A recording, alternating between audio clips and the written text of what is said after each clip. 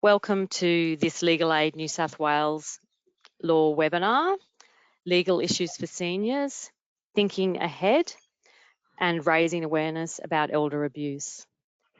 To begin, we would like to acknowledge and pay our respects to the traditional owners and custodians on whose lands we are broadcasting from today. For me, that's the Widjabul-Waible people of the Bundjalung Nation. And we extend that respect to all Aboriginal or Torres Strait Island people joining us today. As I said, my name is Bridget Barker. I work in the Community Legal Education branch at Legal Aid New South Wales. Before we begin the presentations that we have for you, we're just going to launch a poll. You may have seen in your email that we asked people to complete a questionnaire on barriers to accessing legal advice, and in case you didn't get time or see that, we thought we'd run it as a poll at the start of the webinar. So the first poll question that we have is, do you or other older people that you know confidently know how to access legal information and assistance? And the options that you can choose from are yes or no.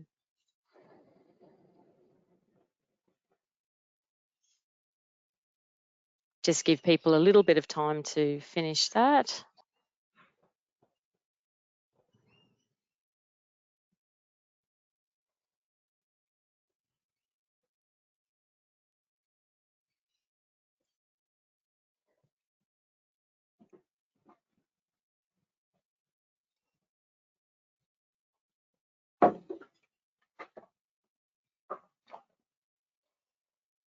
Okay, I'll close that poll and share the answers.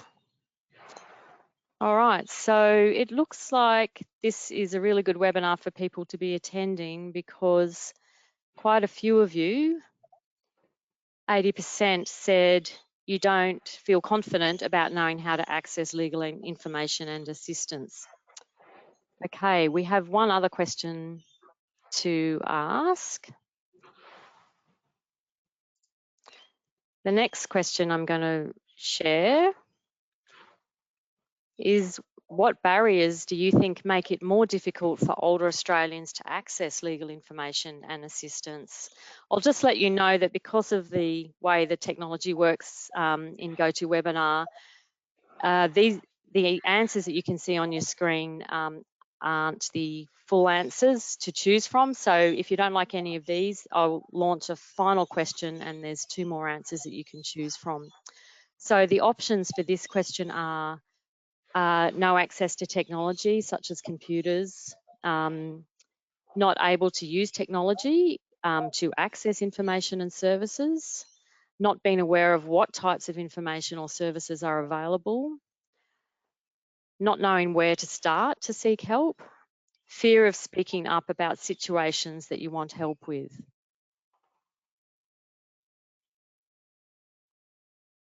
Okay, I'll just close that one and we'll have a look at the answers.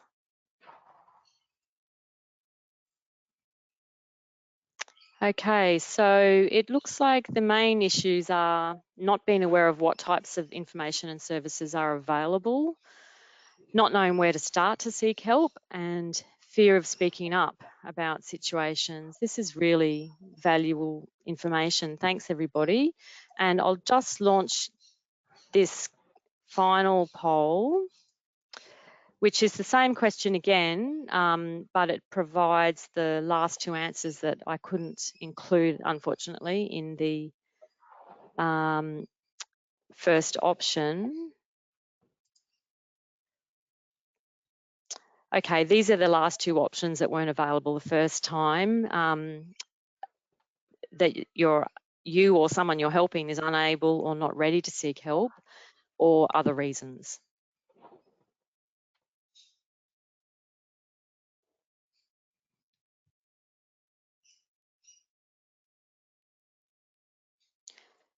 And people are also commenting that they would say all the options are barriers, and in their experience, language barriers are another barrier. Okay, I'll close that and just share the responses. So it looks like these are important issues as well, that people aren't ready to seek help, and there are other reasons, and we've already heard at least one of them. Thank you very much for participating in the polls. So that's great. And just bear with me, just managing the technology here.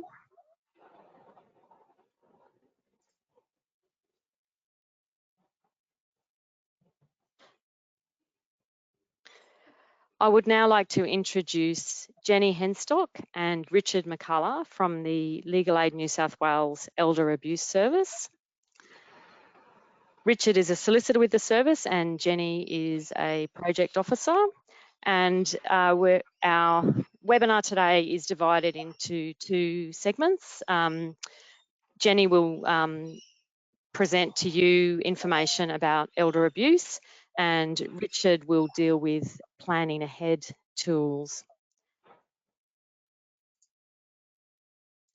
Okay, so Jenny, I'd like to welcome you to start your presentation about elder abuse. Thank you. Thanks, Bridget, and for that introduction. My name is Jenny Henstock. I am a project officer with the Elder Abuse Service at Legal Aid. Our team are based at the Gosford Legal Aid office, and we assist people who are experiencing or at risk of elder abuse in the Central Coast and Lower Hunter regions. So we are a geographical based service, but another part of our role is that we also like to share information and understanding about elder abuse, and that's what we hope to do today. Can I have the next slide, please, Bridget? So we just wanted to start our presentation today with a definition of what is elder abuse. And elder abuse is a single or repeated act or lack of appropriate action occurring within any relationship where there is an expectation of trust which causes harm or distress to an older person.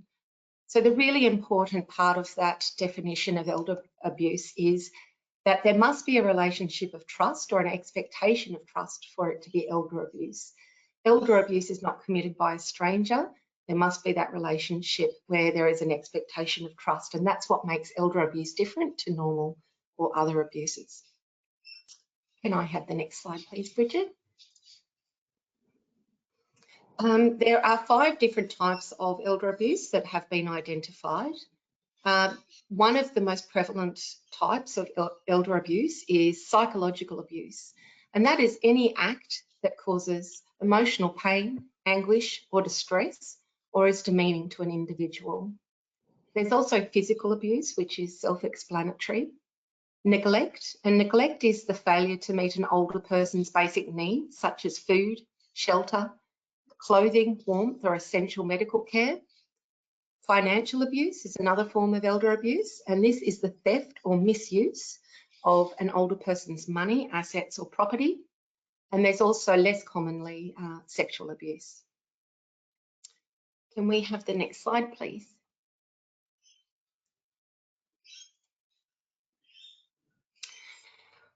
We just have included a couple of case studies where we don't tell you the help that these people received or the results of their matters, but just as an explanation of the types of situations that elder abuse can be seen in. So this case study is Jean, and Jean says, "My daughter lives with me. She moved in when her marriage ended. At first everything was fine, but she lost her job and started drinking. She stopped helping me. She yells at me and she expects me to give her money. I've had enough. I want her to leave, but she refuses." So obviously here, Jean is being emotionally abused, but also financially abused because she's having demands of money made upon her, and her daughter won't leave her home. So she's not feeling safe in her home environment and doesn't have control over her home environment. We might move to the next example. This case study is about James, but by one of his children, and they identify that my brother is abusing my dad. his dad's carer, but he doesn't do anything. He has drug issues and he's off his tree most of the time. I visited Dad the other day and he had bruises on his arms, but he wouldn't talk about it. I think he's afraid of my brother. So there's a few different points of elder abuse that can be seen in that situation as well. Clearly, excuse me, there is some neglect because the son is not, supporting the father in the ways that are needed, and also potentially some physical and emotional abuse there too. So these are the types of things that we ask our community members and our community workers to be aware of when they are working or being involved in communities where there are older people, and really kind of think a little bit further. If these types of things seem to be happening around you, we really need people to speak up and assist these people to get some help. And as with most matters, help is always much better when it's earlier in the piece rather than much later when things can really escalate and get a lot harder to deal with. Can we have the next slide, please, Bridget?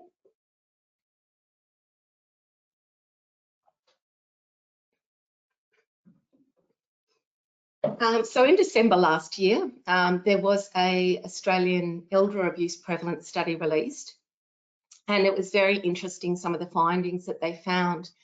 This was a study of quite a large number of older Australians who are living in the community. So these results don't come from older people in residential care, but the findings were quite interesting, and the prevalence of elder abuse was found to be higher than had been expected previously. Some of the findings of the study include that 1 in 6 older Australians who were surveyed for the study had experienced elder abuse in the previous 12 months. So that is 1 in 6 older people had reported as being abused in the last 12 months. So that's really high. The different types of elder abuse that they found, psychological abuse was the one that was reported the most, followed by neglect, then financial abuse, and physical abuse and sexual abuse as the least likely form of elder abuse. So psychological abuse, neglect, and financial abuse were the most prevalent, along with physical abuse, and then less likely sexual abuse. The study found that perpetrators of elder abuse are most often family members and most often older children of the older person. And this can cause real barriers for people seeking help, because we know that many parents have a real innate kind of protective urge when it comes to their children. And so when it's their children acting out, they're more likely to want to help them and stop the reasons that are causing them to behave in that way, rather than kind of speak out against them and get them in trouble. So these are some of the barriers that make reporting elder abuse and getting help with elder abuse more difficult. One thing that does make elder abuse a little different to other forms of domestic violence and abuse is that not only are the perpetrators family members, but they can also be friends, carers, neighbours and acquaintances. But there does have to be that expectation of trust within the relationship. The study also found that people with poor physical or psychological health and higher levels of social isolation are more likely to experience elder abuse. And one really important thing that the study also found is that 2 out of 3 people don't seek help when they are experiencing elder abuse. And the most common way that older people deal with elder abuse is actually to face the perpetrator themselves rather than ask for assistance from a third party or an organisation. And when they do feel confident enough to ask for help outside of the relationship between the perpetrator, it's most often family and friends that the older people seek help from. And once again, that really shows the importance of us having awareness of what elder abuse is, so that we can identify it and then assist older people when they need help. Can we have the next slide, please, Bridget? One of the campaigns that the Elder Abuse Service have been running to promote understanding and awareness about elder abuse is our Speak Up series. And this series of ads addresses different parts of the community to try and raise awareness about elder abuse. So we have our Speak Up for Your Neighbour campaign, our Speak Up for Yourself campaign, our Speak Up for Your Parents campaign. We also have a Speak Up for Your Clients campaign and some other posters and ads as well. And we really encourage with these campaigns for people to turn their mind to some of the vulnerabilities that some of our older community may have that put them at risk of elder abuse. And often that is isolation. And that's why we're asking other people, when they're aware of situations of potential elder abuse, to speak up and see if we can assist those people to get help. Can we have the next slide, please, Bridget? One of the resources that the Elder Abuse Service has put together is a wellbeing checklist, a checkup that people can go through and self-identify whether they feel that they might be at risk or experiencing elder abuse. And this checklist is in the brochure, which we have attached as one of the attachments to the email that was sent out this morning for the webinar, but will also be sent out again with the follow-up email that you'll receive after this webinar. And the checklist covers things like, I know how much money I have in my bank account. I have the freedom to spend my money. I have the freedom to see family and friends when I want. I attend social activities. I receive medical attention when I need it and have a say about my healthcare plan and treatment. My personal care needs, showering, personal hygiene, etc., are taken care of. I'm treated respectfully by my family and friends, and I feel safe at home, and my right to live in my home is secure. So obviously, if people were going through that checklist and identifying that they didn't agree with some of those points, they are some risk factors that may indicate that that person is at risk or experiencing elder abuse. And if people are identifying that they have those risk factors, we really encourage people to self-refer or get assistance with referral to some support services that are available to get further information and support if needed for that person in their circumstances. Can we have the next slide, please, Bridget? So where can you get help? On this slide, we have a number of phone lines that you can reach out to as a start to get help and information about elder abuse. There is the Ageing and Disability Abuse Helpline. You can also speak to Legal Aid New South Wales, Relationships Australia, the Seniors' Rights Service, and the Older Persons Advocacy Network. And these are a really great point to start if you have questions about elder abuse or concerns about elder abuse. I think that's the end of my presentation on a very brief overview of elder abuse. So It is. I'll hand Thank over. you, Jenny. Thank you. Thanks very much, Jenny. I just had a quick question. Is that information included in the brochure that is one of the handouts to this webinar? I'm not sure if the referral points are. I'll have a look at that, and if not, we'll share that information in the follow-up email. Sure, okay. I'll make sure that that information goes out to everybody in the email that's sent. Thanks, Thank you. Jenny. I'm just going to bring up Richard's presentation. Just bear with me for a moment.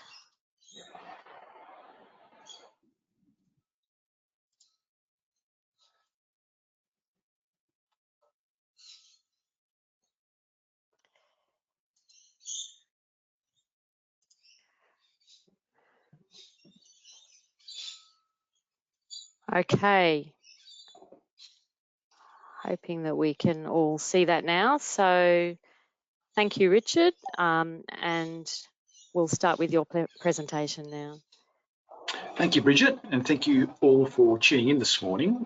Can I just ask on a technical thing, if I raise my red pen, would that be an indication of changing the slide, Bridget?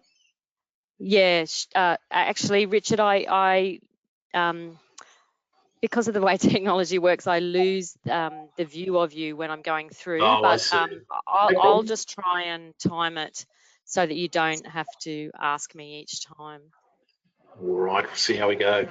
Okay. Well, ladies and gentlemen, I'm here to talk about planning ahead from a legal perspective.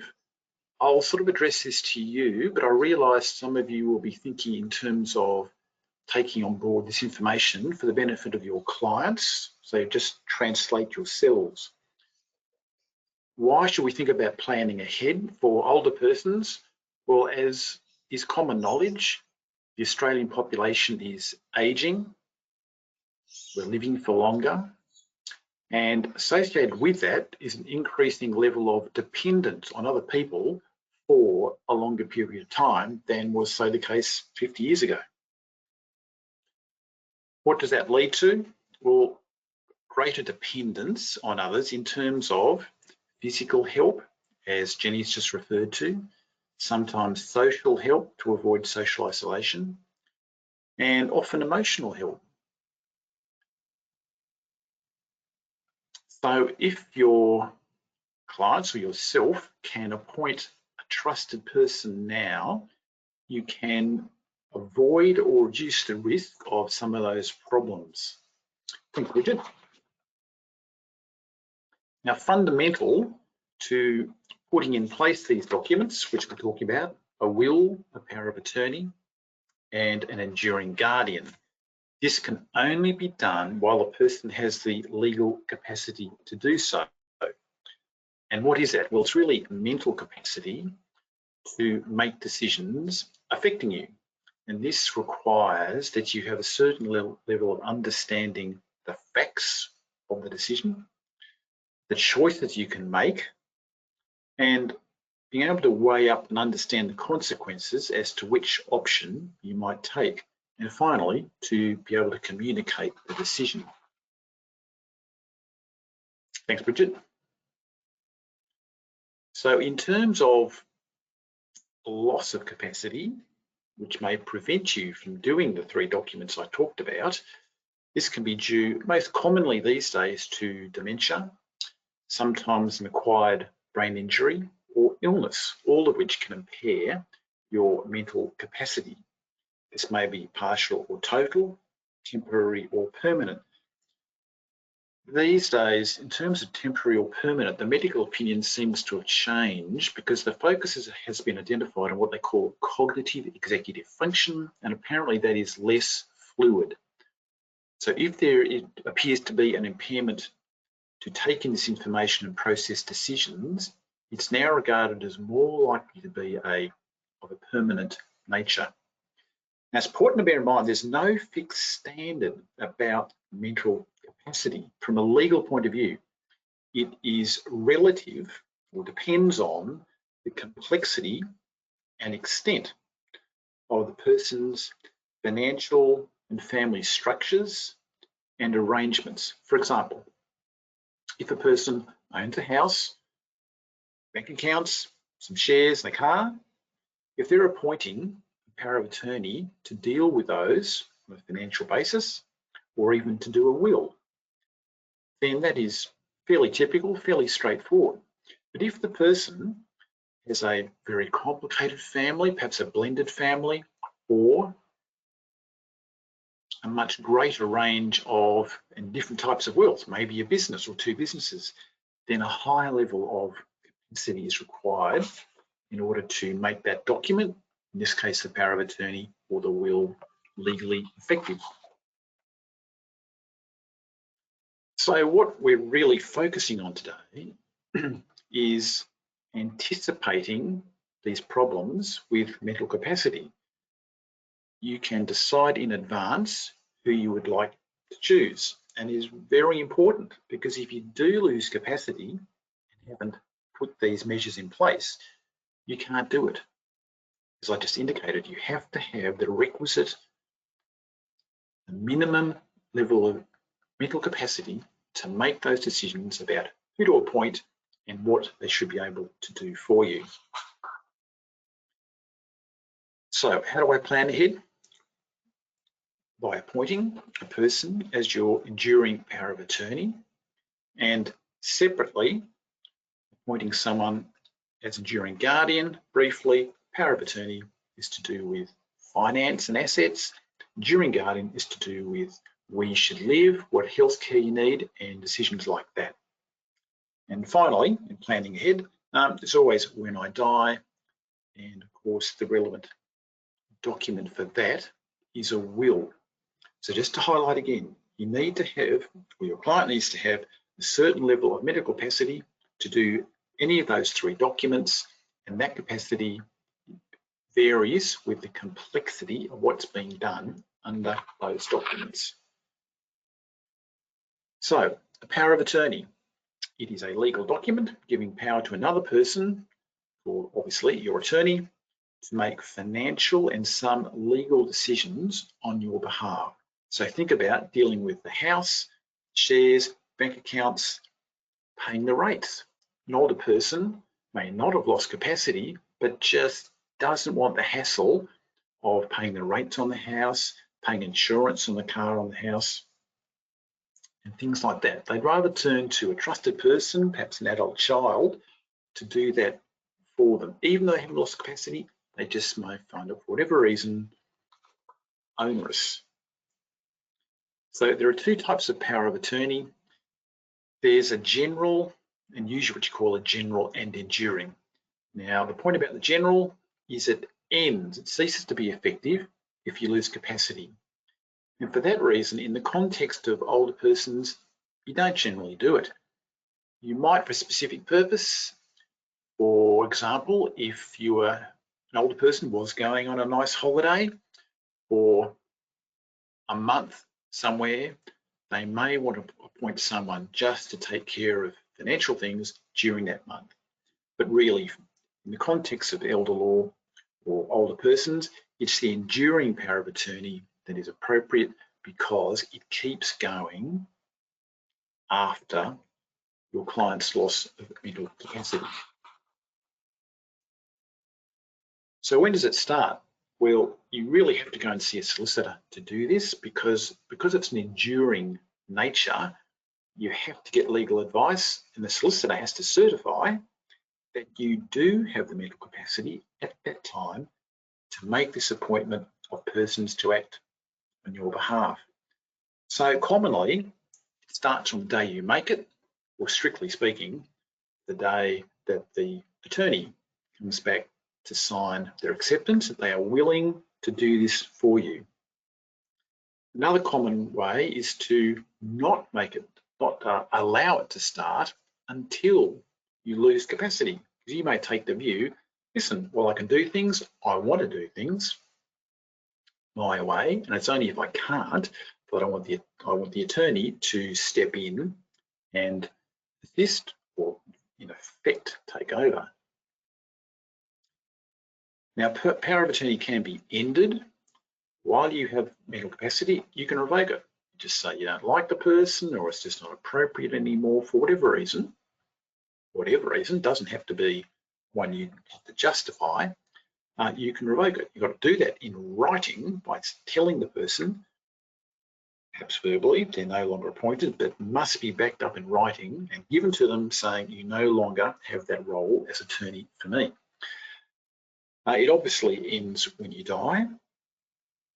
And in some circumstances, if an application is made to what used to be called the Guardianship Tribunal, but it's now the Guardianship Division of the New South Wales Civil and Administrative Tribunal, that tribunal is authorised to end a power of attorney in certain circumstances, and usually that's to do with the attorney not acting in the person's best interests. So there is a safety valve there, which we'll return to. So that's enduring powers of attorney. Do think about who to appoint. So you can probably pick up, must be a trustworthy and really a financially responsible person. They have to be willing and able to do this for you. Sometimes you appoint, rather than a person, an organisation like the New South Wales Trustee and Guardian. Why would you do that? Because sometimes there are family dynamics that involves a high level of dispute, and no one is willing to put up their hand to be the attorney because they're going to cop grief from other members of the family. So in those sort of situations, it's not a bad idea to appoint the trustee and guardian instead.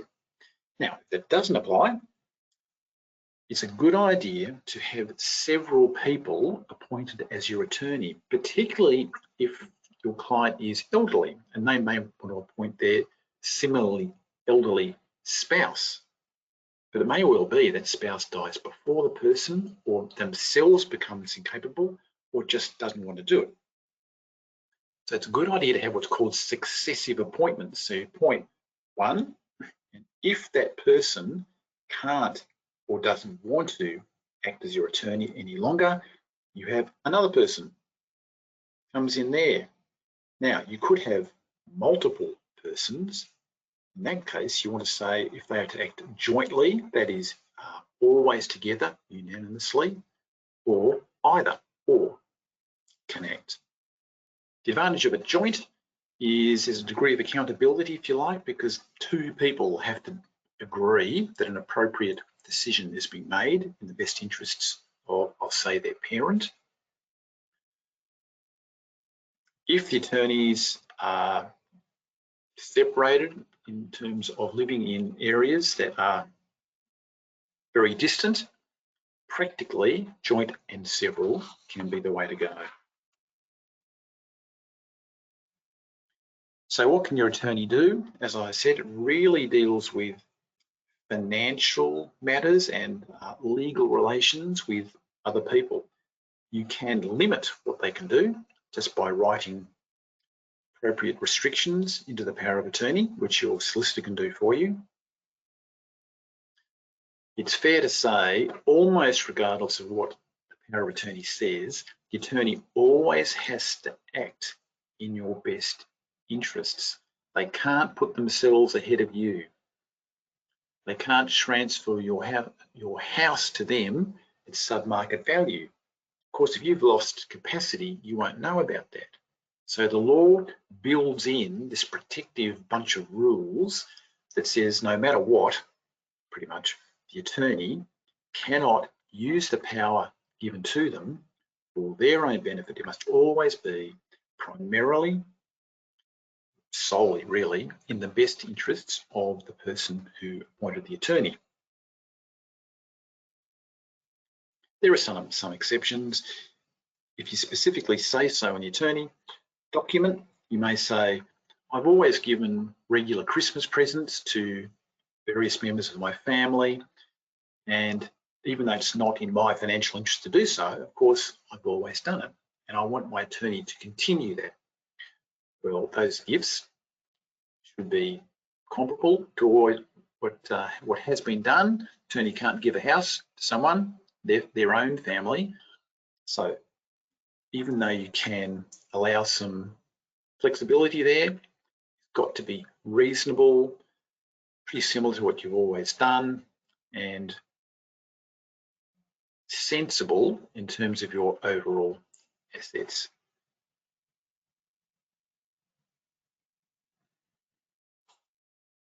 You can, but you don't have to register a power of attorney unless a house is involved. Okay, that is attorneys. We'll now go to the appointment of an enduring guardian. And so this is a person you appoint to make personal health or lifestyle decisions for you. For example, you may have lost capacity, but you've always said you don't want to go to a nursing home. But guess what? ACAT, the assessment team, are now saying, look, really, you can't live at home safely anymore. It's not in your best interest to live at home. The risks are too high, but you might be going, well, I still don't want to go. Well, if a doctor says you have lost capacity, then if you have an enduring guardian, they are authorised to make that happen. Obviously, it's got to be in your best interests. But if your decision is clearly not in your best interests, you're really saying the enduring guardian, you have entrusted them to make that decision for you, only if you've lost capacity. I mentioned that your power of attorney can start immediately and keep going during loss of capacity. The enduring guardian only commences upon loss of mental capacity. Richard, I'll just interrupt just to relay a comment from one of our participants Sure. that's sort of along the lines of what you've been talking about. The comment is that in my community, aged care in a facility is perceived as being so bad that senior Australians would rather have alcoholic family members be their carers than move to a facility. Well, that's a tough one, isn't it? And a similar one with an enduring guardian for some cultures, a loud and what sometimes sounds like an aggressive type of conversation is absolutely what happens every day and is expected. Whereas to others, such as we, perhaps Anglos, find that it sounds as though it couldn't be in mum or dad's best interest to have this loud argument with their adult child, but that is completely acceptable in their culture. And I hear what you're saying about aged care. I once an association with a retirement village built in Griffith with a high Italian population, and the village was a failure. It wasn't even an aged care facility like a nursing home, it was just a retirement village. But the idea, which is what I think you're addressing, of putting adult mum really anywhere but in the family home, or certainly homes that are near to each other, adult children and parents, is just not the right thing to do. And I suppose the best way to address it is to say that it is a family or culture-centric decision. It may well be that outsiders become involved and they think that mum should make the move into a retirement village or an aged care facility. Now, if that person feels so strongly about it, there could be disagreement within the family about this. Then if the enduring guardian has been appointed but thinks it's against mum's interests, or she just knows mum does not want to go to the nursing home, then if the person objecting really persists, they can go to the tribunal I mentioned and have this issue aired. So in that case, you have an independent tribunal considering all the matters put, and they will make a decision about whether it is in mum's best interest to go to the nursing home and whether the enduring guardian should continue in that role or someone else should be appointed. So that's an example where you can have cultural differences, family differences about that sort of issue. And if that arises, that is why you have the tribunal as a bit of a circuit breaker. So as I mentioned, the enduring guardian commences only if and when you lose capacity. And in the first instance, if there's any dispute about that, the GP's letter is the starting point. If that letter says the person has lost capacity, then in the norm, the enduring guardian is on that opinion entitled and really obliged to start acting as the enduring guardian. Like the power of attorney, it can be ended by the person who made it whenever they feel like, for whatever reason, provided again they have the mental capacity to understand that that is what they're doing. They're cancelling appointment of a person they had trusted to make certain decisions for them. But just bear in mind, obviously then, that it can only be done before the event that starts the enduring guardian, namely loss of capacity, has happened. And again, like the power of attorney, it obviously ends when you die, or in the circumstances I've just mentioned, if the tribunal makes a decision to revoke the appointment. Richard, sorry, we just have an audience question if you're happy for me to bring that to you now. Yep. How can we assist an elderly person when the family member who has enduring power of attorney is the person financially and or emotionally abusing the person? I was informed recently when seeking assistance that the elderly person needed to seek assistance. Well, again, the tribunal really is the place to go. If there is an appointment of a power of attorney or enduring guardian, whether or not the person has lost mental capacity, the tribunal is the place to go to resolve those disagreements. Even if the person says they don't want to,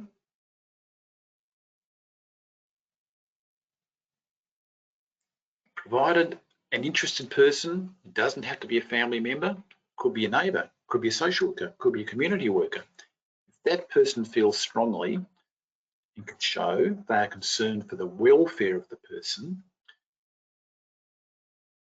even though the person is going along with the abuse, perhaps they just can't see it. They're so reliant on their enduring guardian, they just can't appreciate that what's happening is not in their best interests.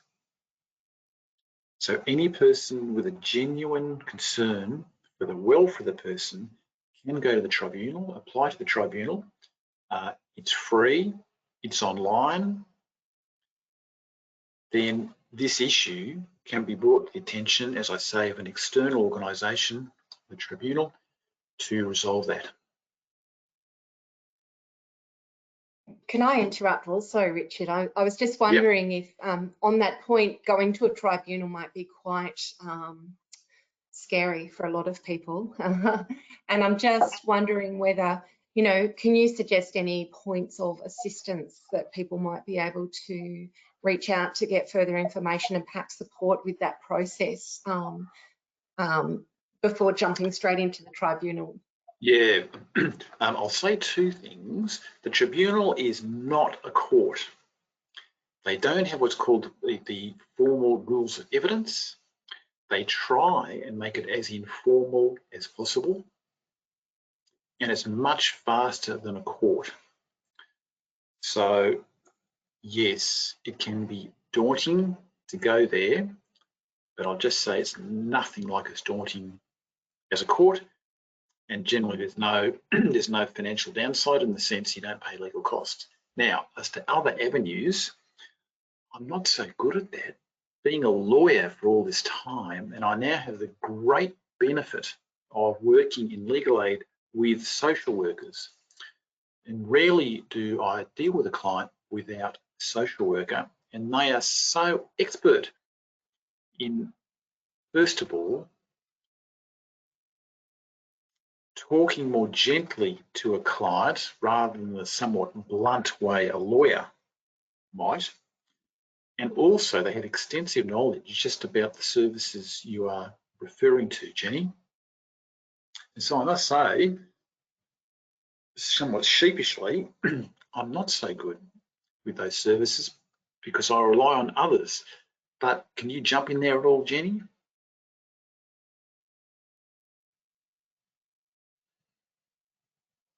I'm aware of services such as... Yeah, I was just wondering with any of those referral pathways that we talked about for elder abuse might also be able to support support the older person to access more information and perhaps support organising those tribunal matters. So we'll definitely share a slide of contacts at the end of our webinar so that people can make inquiries if they are seeking help with those matters. I thought I might just add that legal aid solicitors are always happy for community workers or social workers supporting people to organise an appointment and to attend an appointment with that person's permission, so that you might want to organise an appointment to seek legal advice with the person that you're supporting to get an understanding of the option of going to the tribunal and what that process might be during an advice appointment before taking that step. I imagine that that's how you operate in the Elder Abuse Service, Richard? That's right. That's right. It's a great point, Jenny. Sorry, Bridget. And That's fine. we often find that it is indeed community workers, social workers, particularly in hospitals, carers in a home care package. They are the first to see the sort of problems we're talking about, an abuse by an enduring guardian or a power of attorney. Mum, as you say, might be just too reluctant, maybe ashamed to even come to seek legal advice, let alone go to the tribunal. So yes, we are very happy to work with community workers, etc., to try and resolve the issue without going to the tribunal. Lawyer typically looks to the worst case scenario, but there's a whole lot in between. Thank you, Richard. So the enduring guardian, like the power of attorney, the person you appoint must be trustworthy and also responsible. That is, have some track record in being financially sensible and not too much of a risk taker in terms of the power of attorney, and sensible and trustworthy in terms of being able to make decisions about where you should live, what health care you need. They're the basic things. So you've got to be satisfied that the person has those qualities. And again, when I was talking about successive appointments, the enduring guardian should be someone who is of an age and of a standard of health that's going to outlive you, hopefully. But again, if an elderly couple appoint each other, then you want those successive appointments so that, for example, an adult child can step up to do that if the parent can no longer do so.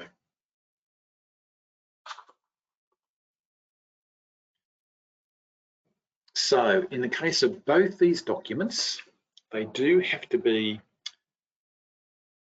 witnessed, usually by a solicitor or another legally qualified person.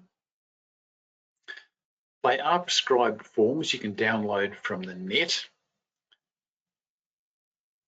Being a lawyer and seeing all these problems, my own suggestion is you don't do that. You do get a solicitor to do that for you. Unfortunately, we don't do that at Legal Aid. I believe the New South Wales Trustee and Guardian do. There is a fee, but there's a fee for a solicitor too. But think of it like insurance. You hope you never need insurance because your house or your car gets wrecked. But if you need it, if the need is there, you're so glad you've done it. Well, this is analogous. You're paying a sort of premium, a fee to a lawyer to do this for you because there is expertise there. Most lawyers in the suburbs do this frequently. They've seen the problems about which I'm telling you and can give reasonable advice to minimise those risks. Now, it may be that the person you're dealing with never has done an enduring power of attorney or an enduring guardian. Maybe they have, but the person they appointed has died, or they themselves have lost capacity.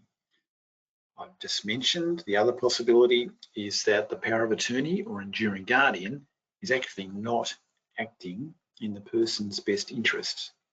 So just to repeat, there are the various services that Jenny has referred to, such as Relationships Australia, for example. But if that doesn't work, there is the safety valve, as I mentioned, going to NCAT, having that appointment terminated, appointing someone else, like a replacement attorney or a guardian, or, and what more commonly happens, is a financial manager is appointed or a guardian for lifestyle decisions. The difference between a financial manager and enduring power of attorney is the financial manager is obviously appointed by the tribunal, not necessarily the choice, obviously, of the person who made the original appointment, and the financial manager is accountable to the New South Wales trustee and guardian.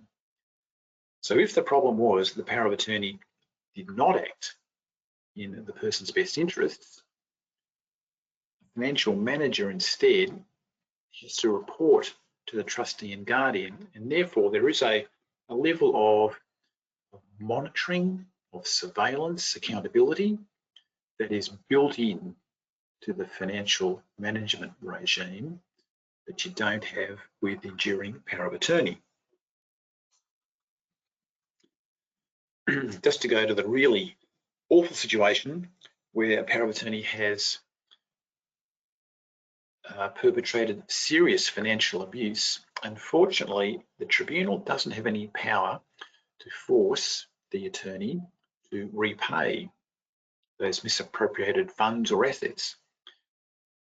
For that, you do have to go to the Supreme Court, and as Jenny anticipated, the Supreme Court is very expensive, it's very formal, and it takes an awful long time. But unfortunately, unlike other jurisdictions such as Queensland, Victoria, New South Wales, that's the only place to go in the case of a seriously errant, irresponsible power of attorney. So that's those two documents. We'll briefly mention an advanced care directive on the way to talking about a will. Again, comparing states, Queensland and Victoria, I think, both have these prescribed forms the government's put out. And if you fill it out correctly, that is a legally binding direction on someone as to respect your wishes in terms of treatment and, more importantly, the withdrawal of treatment. And that's really why you do an advanced care directive.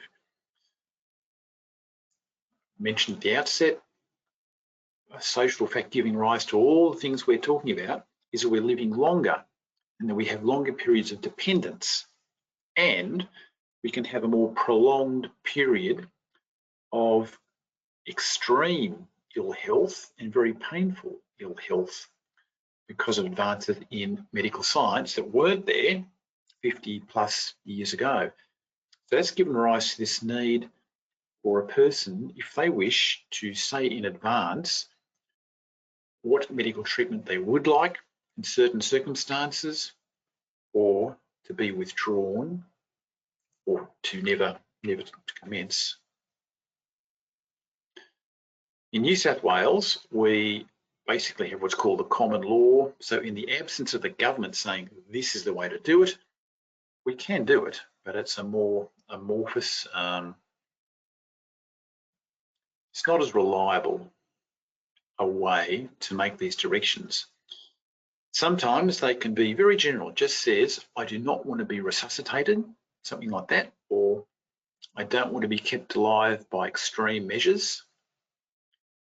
If you go to your GP, they have a much more detailed form which will actually list a whole lot of medical conditions or events, and then you can say what treatments you do or do not want if those events come to pass.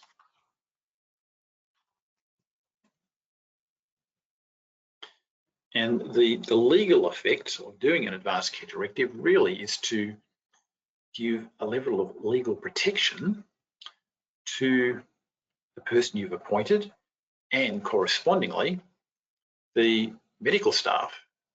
Now, in an extreme situation, and I can give you one from a court case where a person wrote a very clear advanced care directive, it was found they were totally competent, they had the legal capacity to make this direction, they understood the medical effects of doing it, and they had a horrible accident, they required a blood transfusion, but their advanced care directive was quite clear that was not to take place.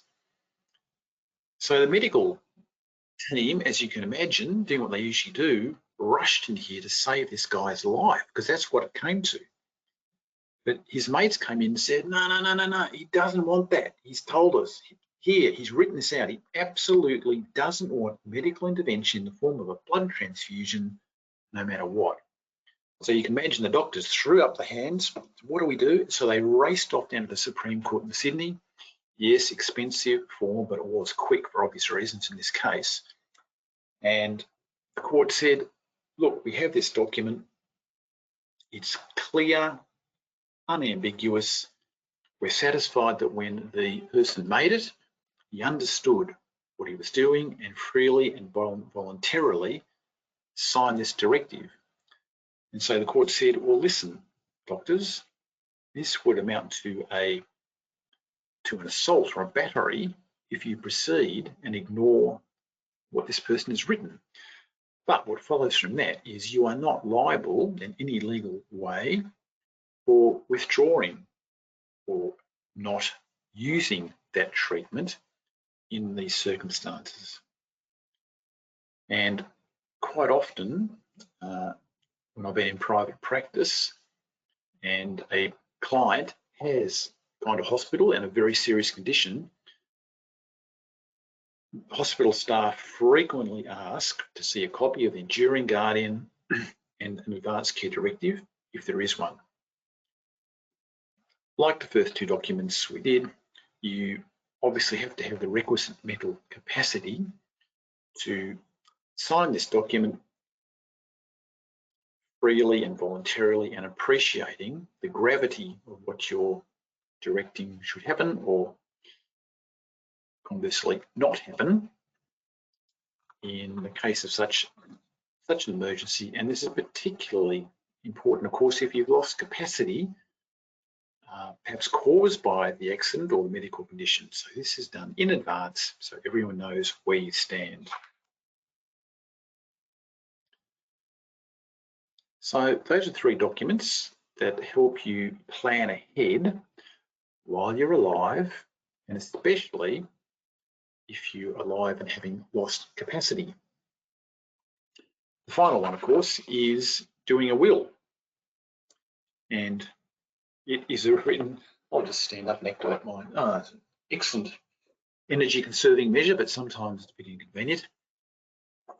A will, once again, you've got to have the requisite capacity to do so, and it is a legally binding direction upon the person called your executor to carry out all the wishes in the will, which effectively is they have to pay all your debts and distribute your assets, your surplus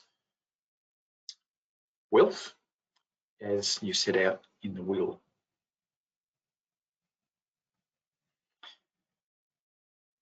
And like the other documents, it is revocable. You can cancel it anytime for any reason while you have the capacity to do so. There is one exception to the capacity issue, and that is a person can apply again to the Supreme Court for what's called a statutory will if they can show that the document they put up is reasonably likely to be one that the person would have done had they had capacity, the court has a discretion to allow that. Now, if that application is made and a whole lot of people come in, family members with opposing views about what should be in that will, it'll be chucked out.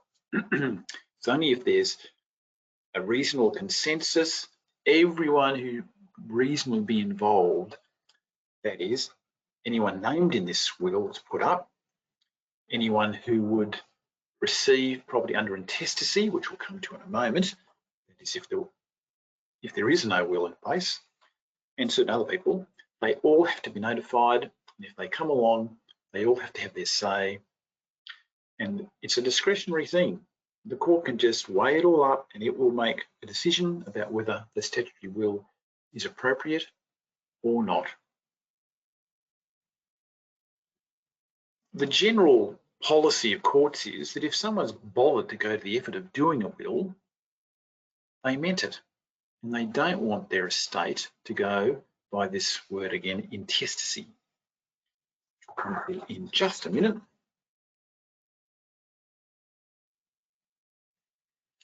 So again, this is a very good form of planning ahead.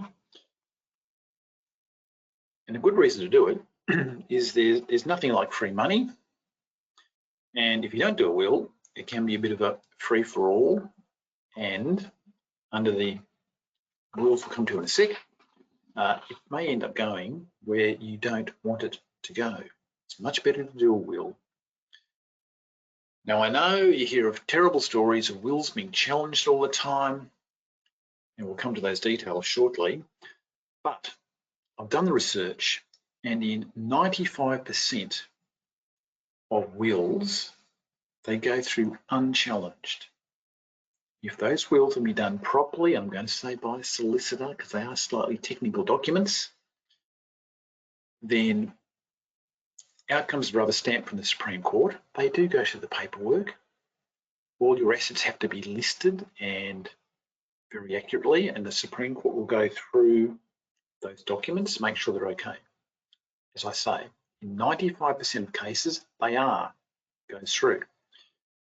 There are about 2% of cases where there's something wrong with the will and it's chucked out, or the circumstances in which it was made are a bit sus.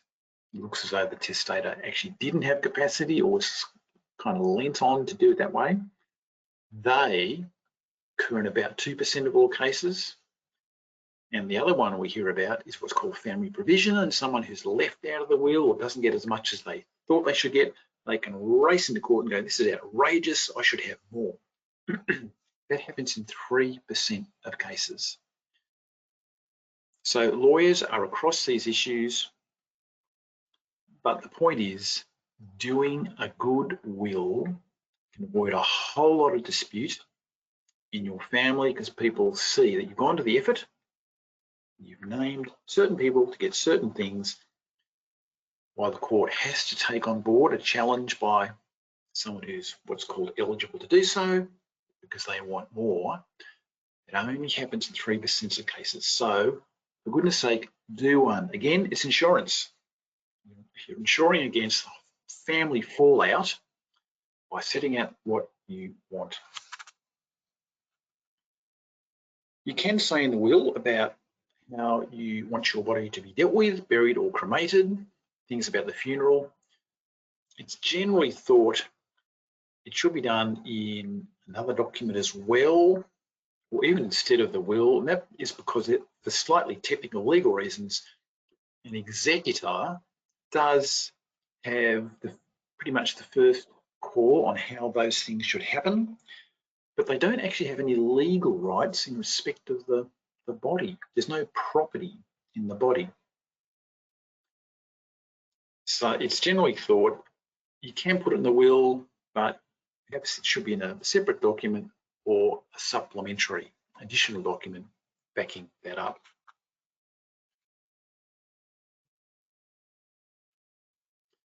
Now, the other very important things that wills can do, they're primarily about what should happen to your assets on your death.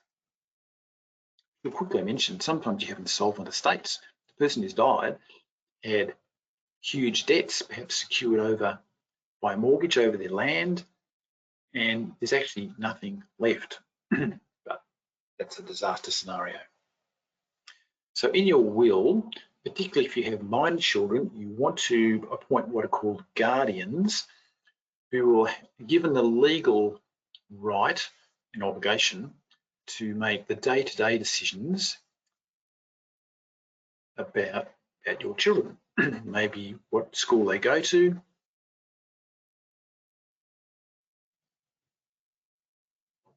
they're the main things, where they should live. But again, in terms of planning ahead, you're saying to the world who you trust to make those decisions. With the executor, like the attorney and the enduring guardian, it's a good idea to have successive appointments. Again, the typical scenario. Elderly spouse appoint each other to be their executor in charge of carrying out the directions in the will.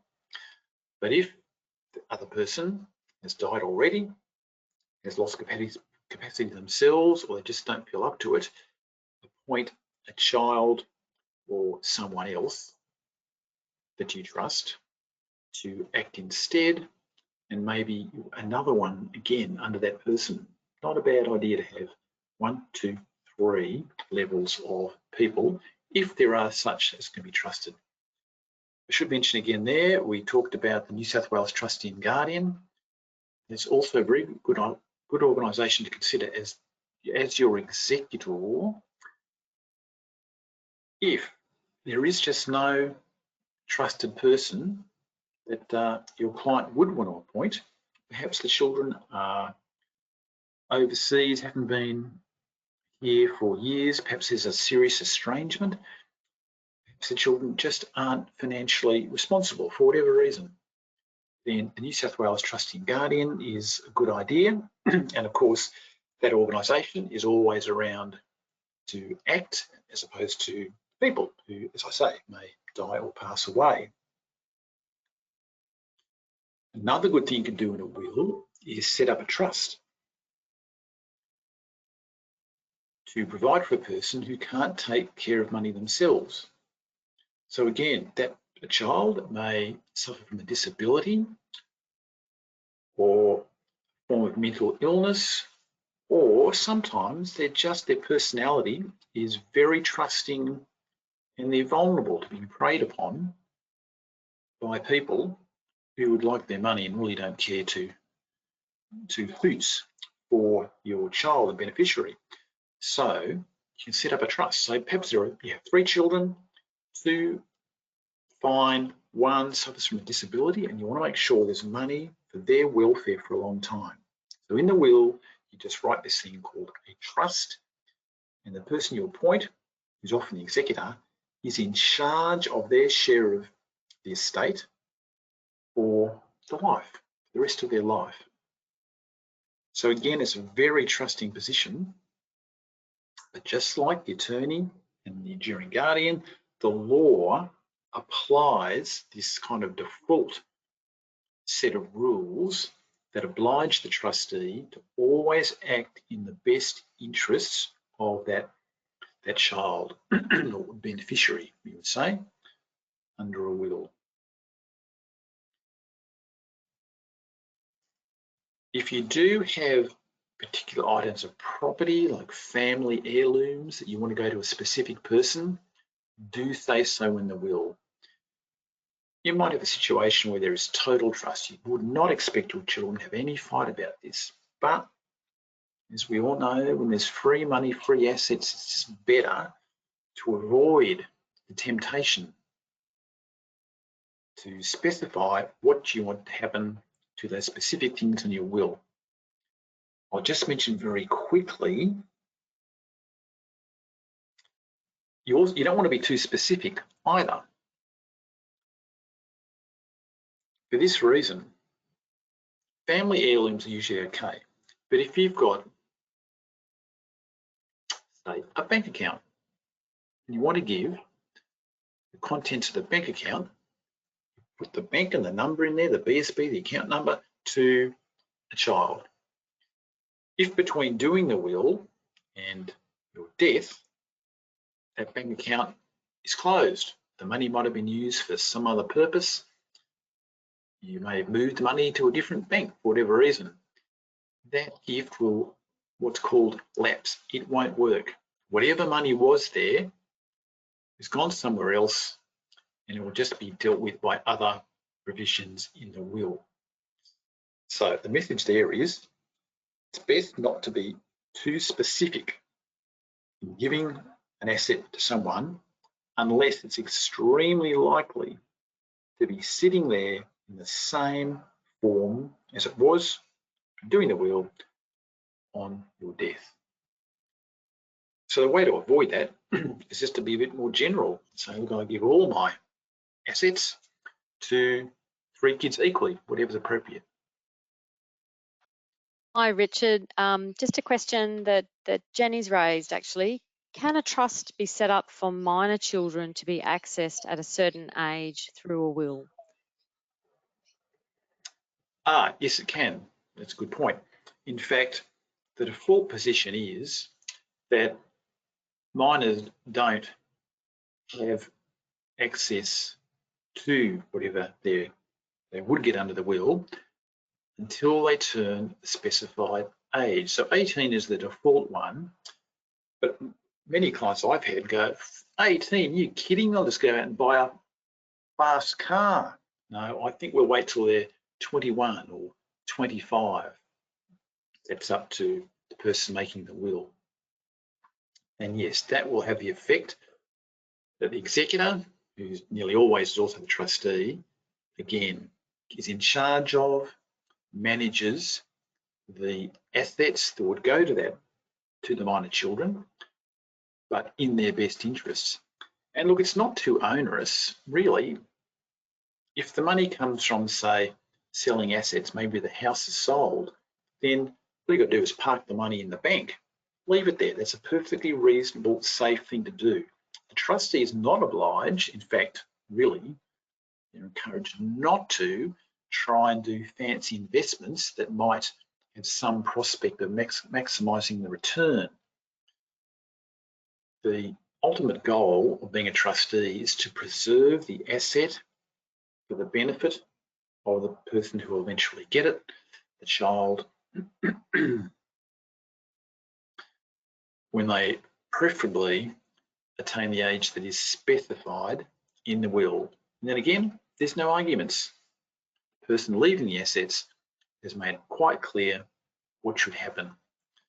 It is possible for the child to challenge that and go, I'm ready, okay? But they have to make application to the court. Again, very expensive, formal, much delay, and usually kids are adult children are prepared to wait until the age, they reach the age specified in the will.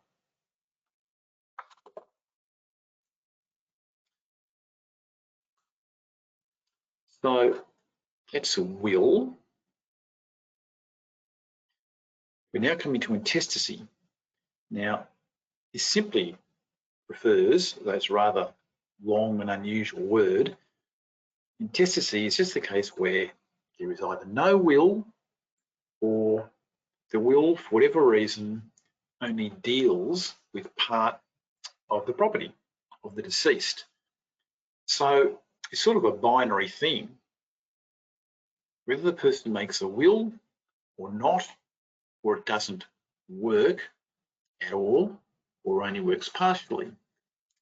Whatever doesn't go through the will, whatever's not dealt with by the will, that will be subject to these rules of intestacy. And basically, they're just a list of default beneficiaries, if you like. Because the person didn't make a will or not a fully comprehensive will, the law goes, oh well, then this is who your property will go to. Because the law doesn't like a vacuum.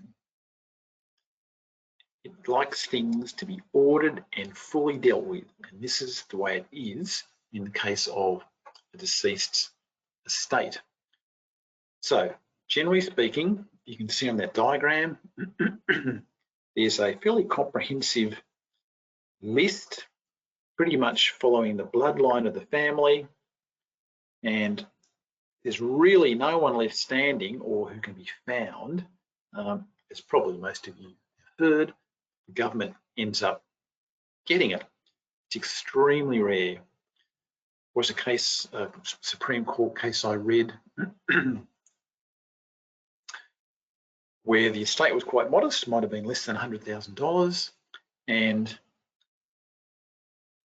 the New South Wales trustee and guardian, who ends up often having to do this, they had to get all this evidence. They had to, I think the person came from Eastern Europe, and they had to go through all these efforts to actually establish that there were no surviving.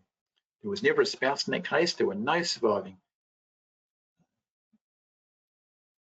parents, siblings, and through the list we go. And eventually did end up going to the government. But usually there are people in this list that survive, live longer than this person who didn't do a will, did a will, but it was only partially effective. I should mention that stepchildren are not in that list. A former de facto partner who's not living with the deceased at the time of death, they don't feature. On the other hand, a spouse who is still married to the deceased at the time of death, but they haven't seen each other for 30 years. Unusual, but it does happen.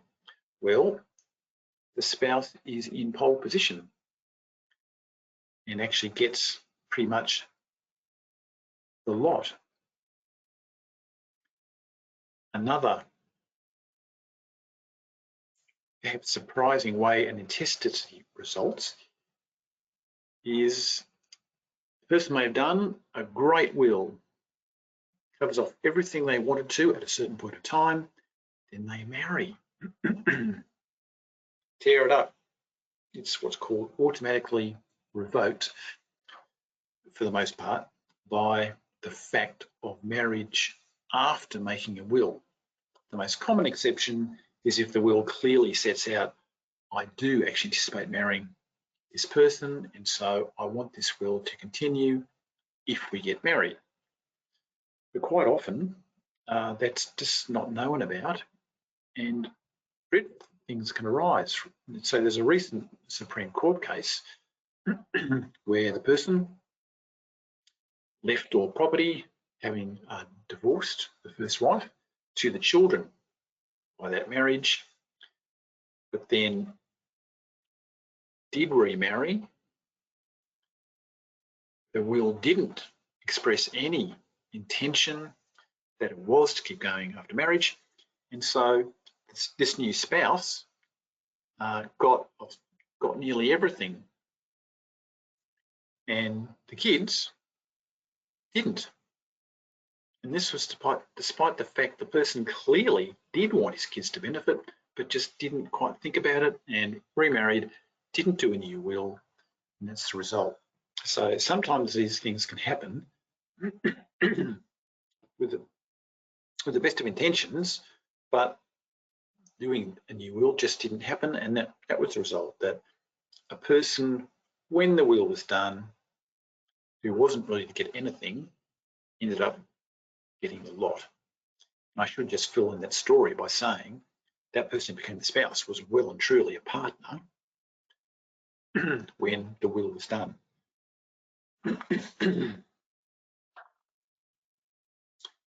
So how can a will be challenged? As I mentioned, it's actually a very rare event, even though it gets a lot of press because it's all very interesting. It's a nice bit of controversy. So it can be challenged if the will wasn't properly signed and witnessed. That's just one of these things. The law has stuck with that that to be if you like, an instantly valid will, it's got to be signed by the person making it, and two capable adult witnesses watch this happening, and then they themselves sign it saying, I watched the testator sign. If you don't do that, it's just not going to work. However, the law has some time ago introduced some flexibility. So if there is a document that can be put up as a will. Now, the document has quite a wide definition these days. It can be an email, it can be on a USB stick, on a hard drive, it can be on a DVD, it can be on a mobile phone.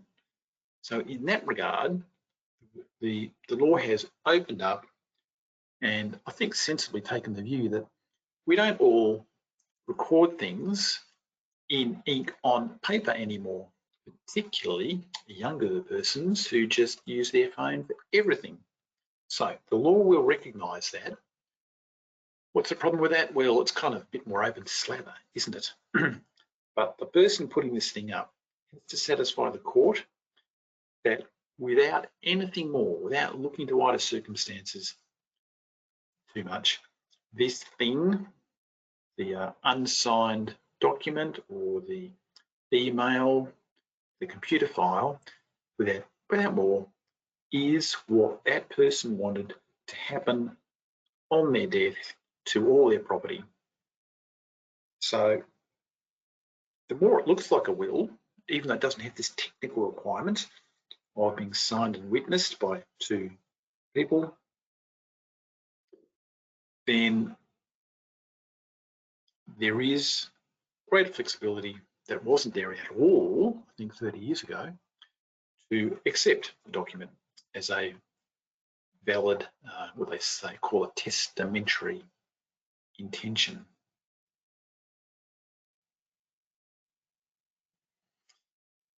There are cases I mentioned before where a person is forced or pressured into making a will.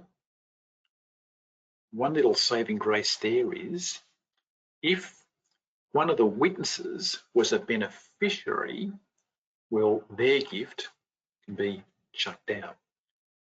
And so this sometimes happens where the beneficiary is exercising pressure, mum or dad, to make a will in a certain form. But if in exercising that pressure, they end up being the witness, then they're out of the picture, unless the court is totally satisfied that the testator did want that beneficiary to take, even though they were a witness. But as you can see, it's just sort of a default rule to make sure or minimize the risk of a person doing a will that's actually not in line with their free voluntary wishes.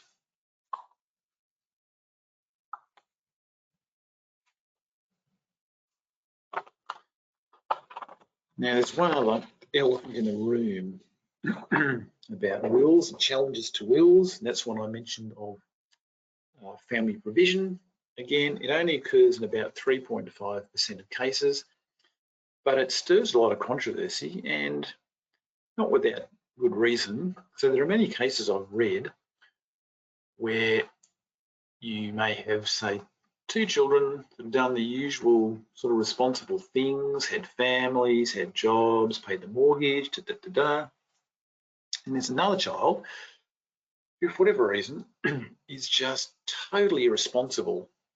Now, that's less of a problem where, for example, mental illness is involved. It might completely explain that conduct. In other cases, they just might be what you might call the black sheep of the family, the bad egg, whatever you want to call it. And if that person is in dire financial straits when their parent, I'll say, has died, then being a biological child, they automatically have a right to apply for what's called family provision. They have to do so within 12 months of death. And quite often the court doesn't really give much weight to the fact that that child has been comparatively irresponsible with no particular explanation of why that's the case. So that gives rise to some controversy because the parent really wants to do the right thing by all children, and commonly they have given much provision, if you like, to that child during life because they can see what the child is suffering. They try and help out as best they can. But when it comes to doing the will, they sort of start to think, I've got to equalise things. I feel really sorry for my child, and I try to help them along the way. But the other two have, done their best, and I want to equalise. So I may want to reduce what would go to I'll say the wayward child by a certain amount to reflect the fact they've already got it. But I've had clients like this and they've been in tears because it's a very, very hard thing to consider and to do something about in a fair way. But unfortunately, what you have to say is that child does have a right to claim family provision. And there's quite little that can be done about it. Now, other examples of people who are entitled to challenge are former partners, stepchildren. Subject to this, they have to show for some special reason, the person who's died really should have provided for them more so than is the case under the will or on intestacy. So whereas a biological child, a spouse, and some partners at the time of death, they have an automatic claim or the right to make a claim for family provision. Others who you would say are more remote by being former partners or stepchildren, they have to sort of climb an extra hurdle to say, I can claim, but it often happens. Another example is grandchildren who were dependent upon the person at some time. And I should say with the stepchildren and some partners, it must be a case of having been dependent financially, usually, sometimes emotionally, on the person who's died and cohabited, lived in the same house as the deceased. So there's a few criteria that have to be met there.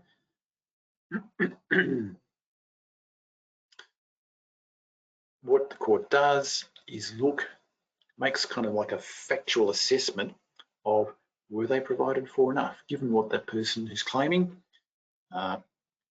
does in their life, given their current financial circumstances, was what they got under the will fair or not?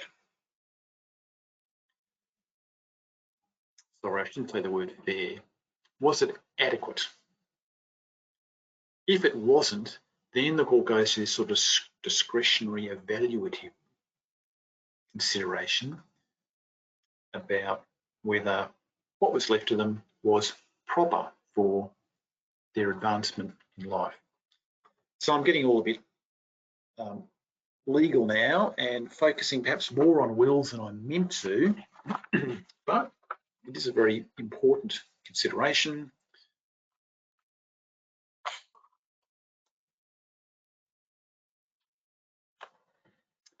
Yeah, so look, they're the four main things. Forms of planning ahead I want to talk about. There are others. A lot of people have superannuation now.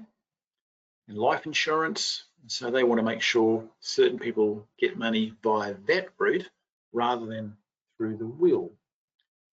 Unfortunately, though, those things do come under the family provision claims, the last thing I mentioned. But let's open up things now. We can talk about anything to do with those topics. Thank you, Richard. One question I thought I would raise for you, I guess to start off discussion, is about letting people know where your will is stored, and I suppose the fact that the will is a private document and it's not held in any sort of public repository. So informing people about where your will is an important step to take, so that family and your beneficiaries, your executor particularly, know where they can locate that document in the event that you die. That's right, and that's obviously a practical thing. The legal side of it is a solicitor will never release an original will except in the strictest of circumstances. So if someone rings up and says, oh, I'm the executor and mum's died and I have the original will, well, you'd be going very politely, well, if you'd like to make an appointment, come in with the usual 100 points ID and with the Registrar of Birth, Death and Marriages death certificate, then that's okay if you're the executor in the will. And that is the most common way this happens. I suppose most commonly, as you say, the person making the will should let the relevant people know, which really only has to be the executor or the executors. If you've done that successive appointment, just tell them where it is. It is a very private document. The only sort of public facility we're having is there is a repository with the Supreme Court, but I've never known anyone to use it. Usually they stay with a solicitor, provided the solicitor has a safe. The client might have the safe at home and say, no, I want to put it in the safe. Or you can have a safe custody box with your bank. So there are ways to do it, but yes, it is very important that there is a paper trail somewhere so that preferably the executor can get to the original document at the time. And I should point out, having a copy creates all sorts of extra dramas and costs. The original, as I say, witnessed by the two adult capable witnesses and signed by the person making the will, just save everyone a whole lot of cost and hassle once you move on. That's really great advice and helpful information to people. So I just wanted to let the audience know that if you have any other questions you'd like to raise, there's time now if you have anything you wanted to ask us. One of our participants has had to leave, but says, I'd like to thank you all. It's been great. Looking forward to handouts. I'll make sure that those handouts are sent out in an email to everybody following this session. But if you're still with us, if you have a look at the control panel, there is a grey bar that has the heading handouts, and you should be able to access them to download, but we'll make sure that they are sent out in an email after this webinar as well. And can I just request too, Bridget, that we send that link to the survey, which we also had as a poll at the beginning of this webinar, to our attendees. And I'd really appreciate it if all of our attendees could just take 2 minutes to complete that. That's really useful information when our service is planning, future services, and for the community, we need to know about barriers, about our older clients accessing legal information, and appreciate people taking the time to inform that. Yeah, that's an important point. I'll make sure that does go out, Jen.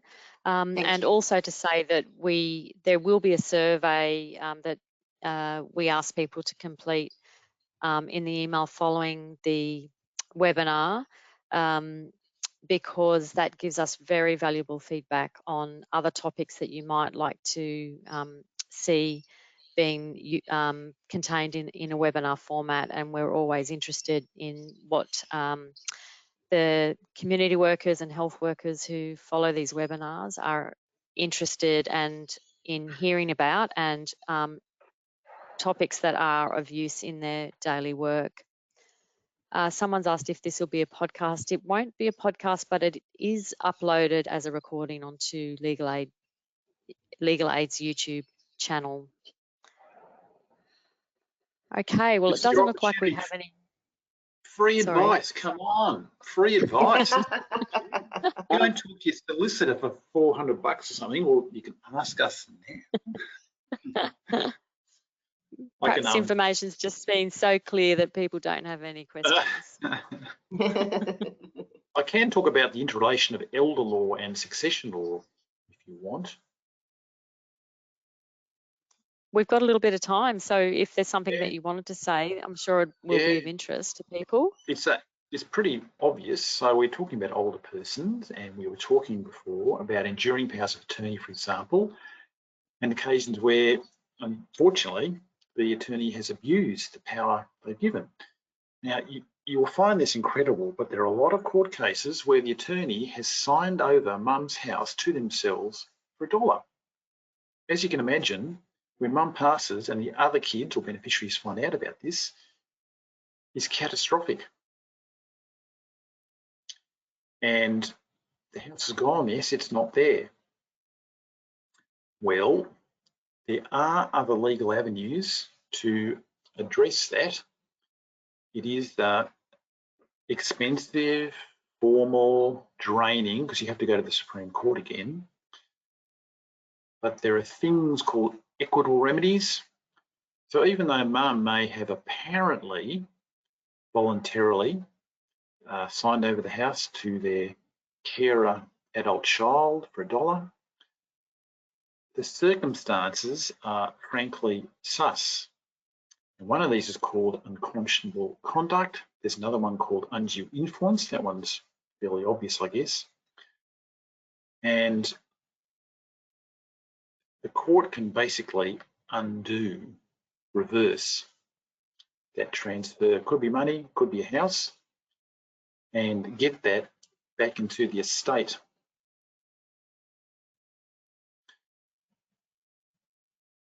So even though financial elder abuse has been perpetrated, in fact, whether mum is alive or has passed away, what I've just described is just as available. So sometimes it happens, mum has moved into aged care and the bills aren't being paid to the nursing home. There's a large amount in arrears. And even though mum moving into care may have been organised by the power of attorney, the other children now become aware because they've been contacted by the nursing home and going, well, what's happening? They then go to the carer child and it all comes out. So although mum is alive and she may have even lost capacity, this problem can be taken to the court, and if the court is satisfied that mum didn't know what she was doing, even if it's perhaps in an extreme case, her signature was forged. Just get that light on again.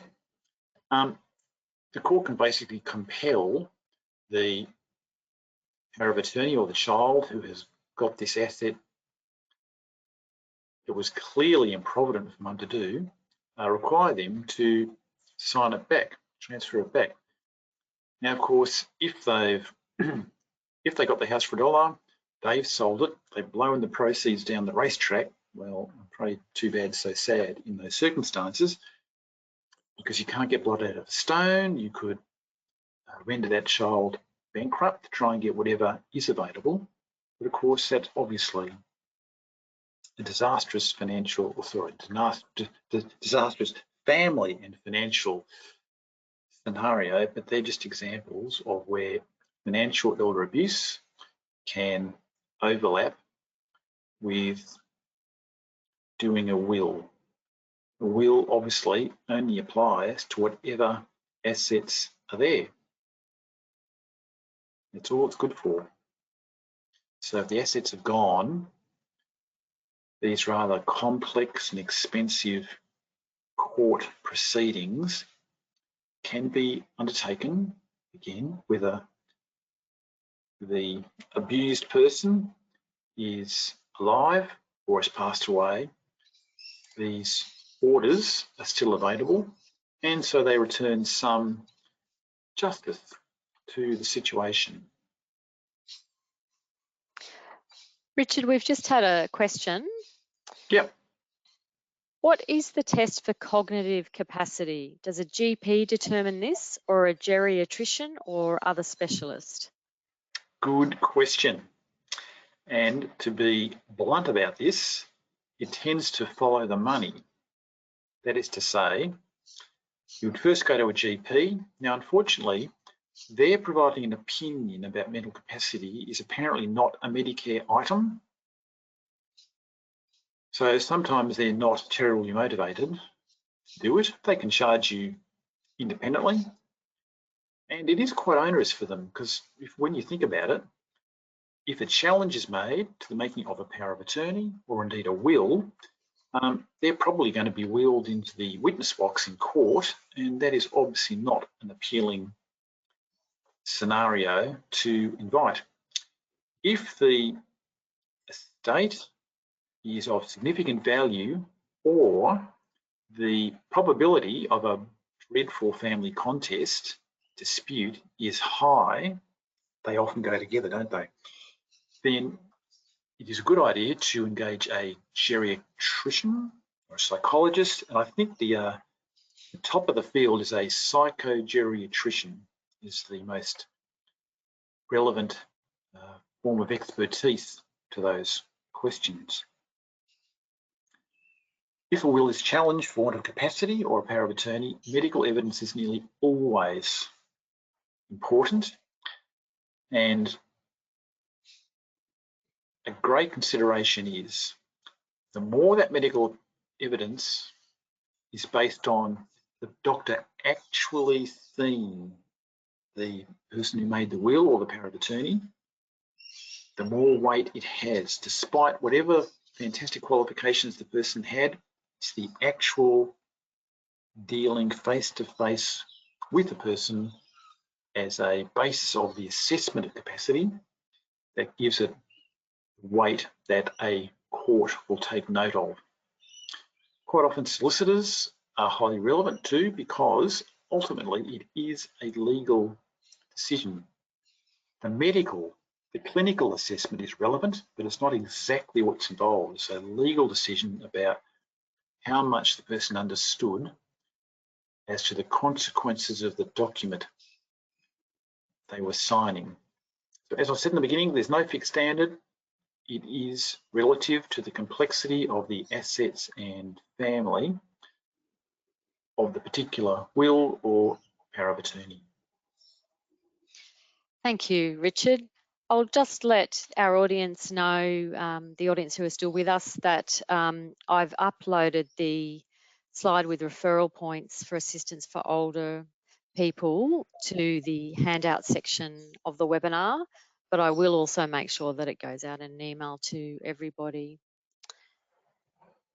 So it doesn't look like we have any further questions. I'd just like to thank both Richard and Jenny from the Legal Aid's Elder Abuse Service for joining us today and providing a really informative presentation for everybody. And just to confirm again that this recording will be uploaded onto Legal Aid New South Wales YouTube channel. Thank you for having us, Richard. And thank you to everyone who's attended. Yes, Indeed. thanks Thank you all. to our audience. It's great to have you.